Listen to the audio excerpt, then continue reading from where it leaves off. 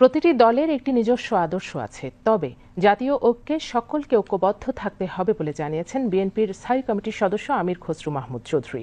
তিনি আজ জাতীয় প্রেস ক্লাবে জিয়া পরিষদ আয়োজিত মহান মুক্তিযুদ্ধ ও আধুনিক বাংলাদেশ বিনির্মাণে শহীদ জিয়ার অবদান শীর্ষক আলোচনা সভায় একথা জানান। জিয়া পরিষদের ভাইস চেয়ারম্যান বীর মুক্তিযোদ্ধা প্রফেসর ডক্টর মোহাম্মদ শফিকুল ইসলামের সভাপতিত্বে সভায় বিএনপি চেয়ারপারসনের উপদেষ্টা মোয়াজ্জেম হোসেন আলাল, বিএনপির যুগ্ম মহাসচিব খায়রুল কবির খোকন সহ অন্যান্য নেতৃবৃন্দ বক্তব্য রাখেন। আমির খসরু মাহমুদ চৌধুরী বলেন, জনগণের কাঙ্ক্ষিত চাহিদা পূরণে গণতান্ত্রিক প্রক্রিয়ায় দেশকে পরিচালিত করতে হবে, আর তা বাস্তবায়নে অন্তর্বর্তীকালীন সরকারকে সার্বিক সহযোগিতা করবে বিএনপি। দেশটাকে আমরা ঐক্যবদ্ধভাবে গঠিত করতে চাই। বাংলাদেশ যে গর্তের মধ্যে পড়েছে, এখান থেকে যদি বের হতে হয়, একটা জাতীয় ঐক্য আমাদেরকে গঠিত হবে।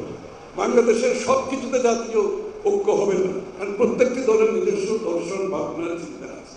কিন্তু কিছু বিষয়ে তো জাতীয় ঐক্য হতে পারে। গণতন্ত্রের বিষয়ে, নিরপেক্ষ নির্বাচনের বিষয়ে।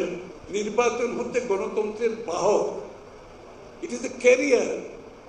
এটাকে বাদ দিয়ে কোনো গণতন্ত্র আসবে না, কোনো অধিকারও আসবে না, কোনো জবাবদিহিতা আসবে না, কোনো দায়বদ্ধতা আসবে না। এই গর্ত থেকে যদি উঠে আসতে হয়, আমরা যত তাড়াতাড়ি সম্ভব যে একটি নিরপেক্ষ নির্বাচনের মাধ্যমে একটি নির্বাচন